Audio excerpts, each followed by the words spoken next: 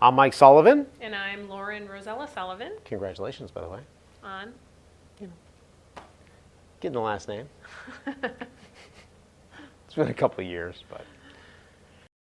Lauren came to me to discuss a topic, and why don't you go ahead and talk about that?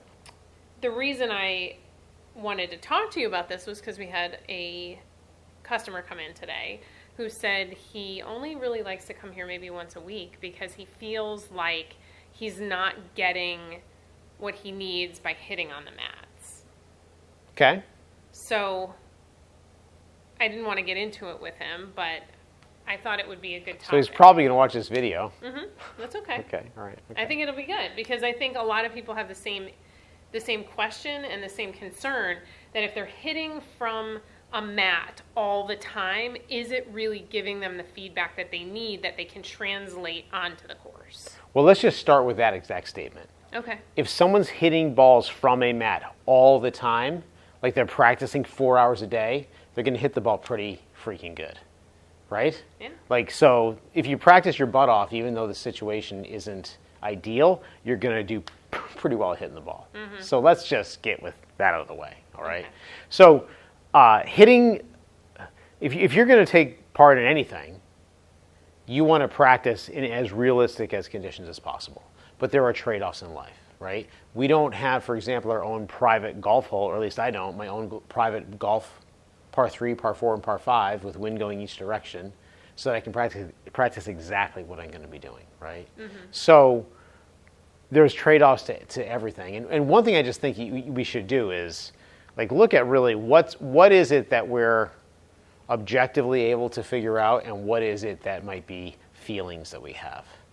Because once you decide that your feeling is a fact, well, there's no going back from there. Mm-hmm. Okay, so here's what I would say about all of this.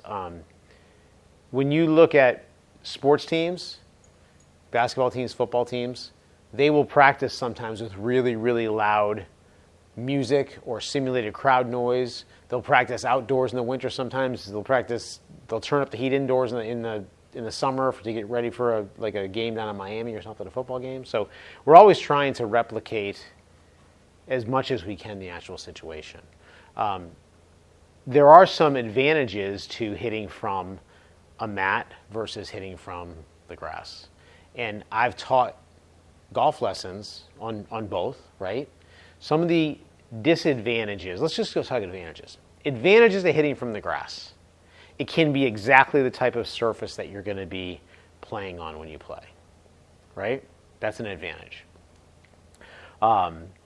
Advantage from hitting outside on the grass is also going to be there's going to be wind that you could factor in. Normally, though, when you practice at the same driving range, there's a prevailing wind that's kind of all the same. Okay. Other than the lie possibly simulating what you're going to play on the golf course, that's really all you get as a huge advantage. What about alignment? Well, that's really not necessarily an advantage because you're always going at the same place, right? And if you're on a driving range, the targets are always in the same place, I guess, unless you're moving around a little bit. Okay. You can make it a little bit of an advantage with alignment because you can change targets, put a stick down.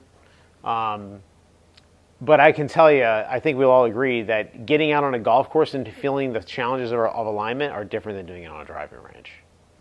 They really are. So that could be an advantage. But the real advantage I see is that you may be simulating the lie that you're going to be playing on the golf course. Okay. What also happens, though, let's just get into advantages of being on a mat.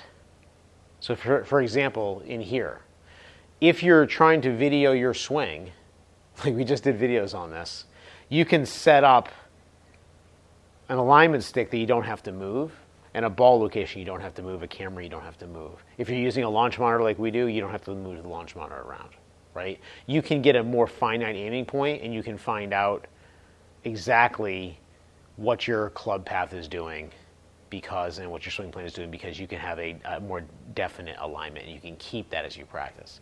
So that's an advantage to being on a mat. Okay. Now, when you're talking about being, say, indoors like we have now, you also have the advantage of you're going to be you're going to be able to practice probably more often. If you're practicing outside on grass, you probably aren't practicing in heavy rain. You may not be practicing when it's really hot. You may not be practicing when it's really cold. You may not be able to practice because it's dark out and you can have the lights on inside. So there's also a lot of advantages to hitting from either indoors or from an artificial surface as opposed to being on a driving range.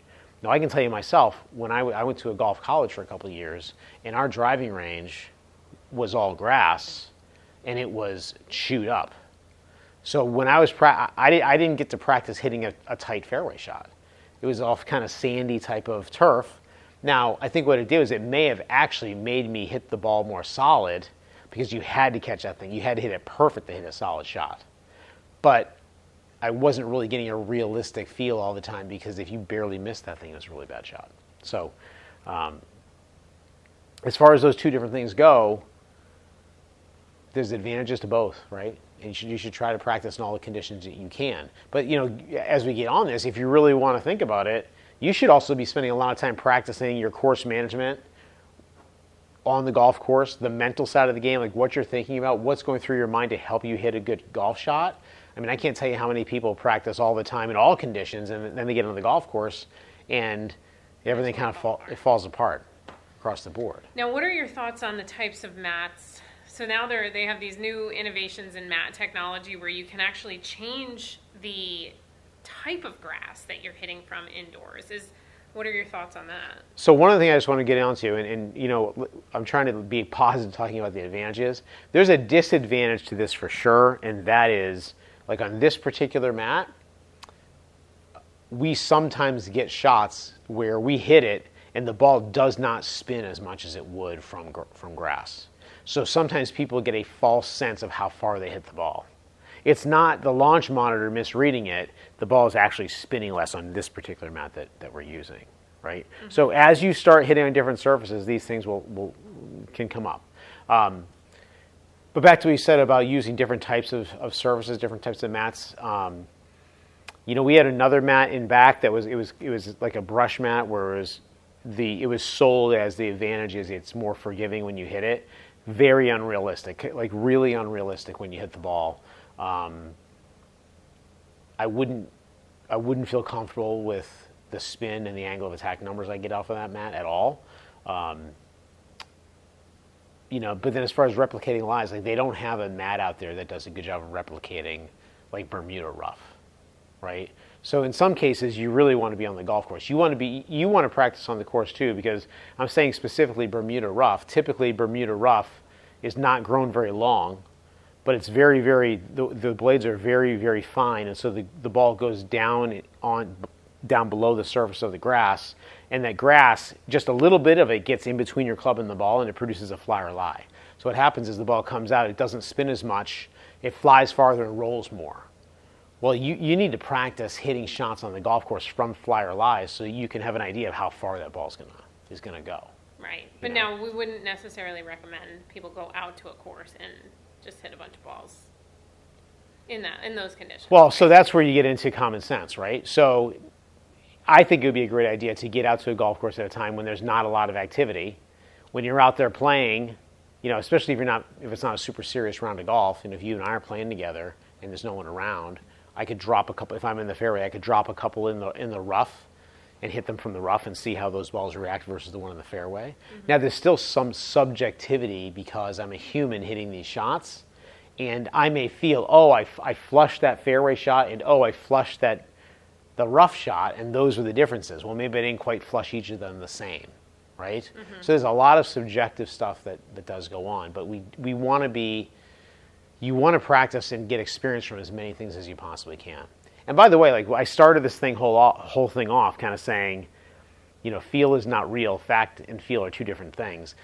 But once you believe something, it's amazing how it kind of comes true. So if you can believe, I know with this fly or lie, I'm going to take a half a less club or take one full less club, that might just work for you, even though maybe it's not the perfect calculation. If that makes any sense. Mm-hmm. And that goes for practicing indoors versus outdoors too, right? Absolutely. So I'm thinking about a couple of young golfers we had out at Par Golf when we had that range. These guys, brother and sister, they were on these two mats every day, hours and hours and hours a day, and they both got scholarships to Division I colleges, hitting off of a mat all day long. So, so repetition, honestly, is the most important thing, I think. Just getting repetition. Yeah. And I remember we'd have guys come by and videotape their swing, looking at their swing, and I'm thinking, I even said once, looking at them isn't gonna. You got to hit the ball. You got to practice, right? Right. So, practice, practice, practice. Any way you can. Any way you can. Hope that helps. See you next time.